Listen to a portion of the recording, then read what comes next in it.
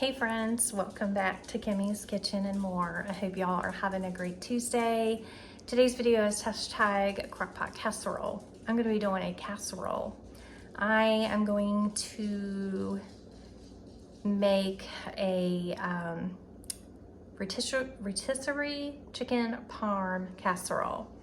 And I'm going to go ahead and warn you now that this video may be all over the place because, you know, everybody's home and it's a lot going on. So I'm going to try to make this video the best I can. So let me show you guys all the ingredients you'll need, so stay with me. Oh, and also this collaboration is hosted by Lois over at Life with Lois and myself, and anyone's welcome to join. Okay, so obviously you'll need a rotisserie chicken or some sort of rotisserie chicken from the store. We got ours at Sam's. And then I am using this pasta sauce. I'm using the Bertolli 5 cheese. I've got 2 of these. They were on sale at Food Line for 2 for $5. So I got 2 of these. I've got my rigatoni noodles boiling. You can use penne or rigatoni. I'm using the rigatoni because we like that best. We prefer the penne for like pasta salad, and then the rigatoni for like our pasta meals and casseroles and things like that. Okay, and then you'll need some parsley flakes and some Italian seasoning. You can also use crushed red pepper. However, I don't have any, or I cannot find any in my spice rack for some reason. I don't know where it's at. And then also some Parmesan cheese, some mozzarella cheese, and then panko breadcrumbs. So those are going to be all your ingredients: the rotisserie chicken, your noodles, your sauce of choice, panko breadcrumbs, your 2 cheeses, and your seasonings. Okay, friends, so the noodles are done, and basically you're going to, in your pot, once the noodles are drained, hold on one second. Okay, sorry about that, guys. So once your noodles of choice are all done, in your pot, once they're drained, then you're going to add some of your sauce. Like I said, whatever, even if you just have tomato sauce, you can add that because you're going to be adding other seasonings in with it. So it will season up your sauce. You honestly use what you have, guys.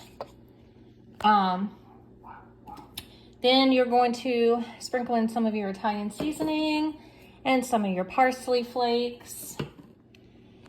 Okay, so I've added my parsley flakes, and I added honestly about 4 or 5 big, not big, but 4 or 5 shakes. And now I'm going to do the same with the Italian seasoning. Okay, so the Italian seasonings are now in.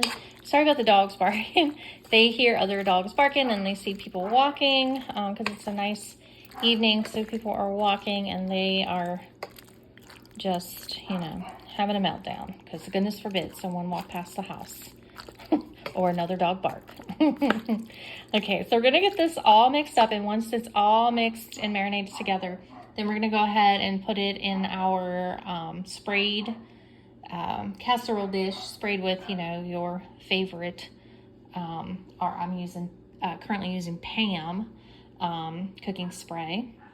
Okay, and once I took all of my pasta out of the bowl and put it into my greased, my sprayed casserole dish, I did go ahead and add just a little more Italian seasoning and a little more parsley and mix it around really, really good. And now what I'm gonna do is I'm gonna add the rotisserie chicken on it. I'm going to add the Parmesan cheese on top of that. I'm gonna add the panko breadcrumbs and the mozzarella cheese. Okay, friends, so yeah, I do have my oven on 350. It's heating up. It's about to 235. So while that is heating up, I went ahead and added my chicken. I'm going to add a little more of the pasta sauce, and then I will continue with the rest of the ingredients. So stay with me. Okay, so I've got that chicken smothered on, and the chicken, and then the sauce smothered on top of the chicken and the noodles. And yes, we like to go heavy here in this house on our sauce because we do not like dry noodles. We like the wet noodles. And next I'm just adding the Parmesan cheese. Sorry about my hand in the way, guys. I'm trying to hold it and record it. So it's evenly coated with that Parmesan cheese. Next it's gonna go the mozzarella cheese, and then the breadcrumbs. I'm using a panko, like I said, but you know, by all means, use the breadcrumbs of your choice. Okay, and I've got my mozzarella cheese shredded from my handy dandy little shredder here. I love this thing. Okay, so all the mozzarella cheese is on, and next I'm just gonna put the breadcrumbs. The oven just hit at 350, so I'm about to put this in, so stay with me and I'll show you guys what it looks like when it's all done.